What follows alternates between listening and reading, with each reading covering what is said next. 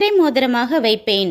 ராஜா தன் கையில் அணிந்திருக்கும் அழகான முத்திரை மோதிரம் போல 1000 வருட அரசாட்சியில் இயேசுவின் அழகான கரத்தில் நாம் முத்திரை மோதிரமாக இருப்போம். நம்பர் 2, முத்திரை மோதிரங்கிறது அதிகாரத்தை குறிக்கும். இயேசுவின் அரசாட்சியில் தேவசித்தம் உள்ள நபர்கள் ராஜாக்களாகவும் ராணிகளாகவும் ஆளுகை செய்வோம். நம்பர் 3, ஒரு ராஜா எப்படி தன் முத்திரை மோதிரத்தால் சீல் பண்ணினால் அந்த கட்டளையை யாராலும் மீற முடியாதோ அதே போன்ற அதிகாரம் நமக்கும் உண்டு.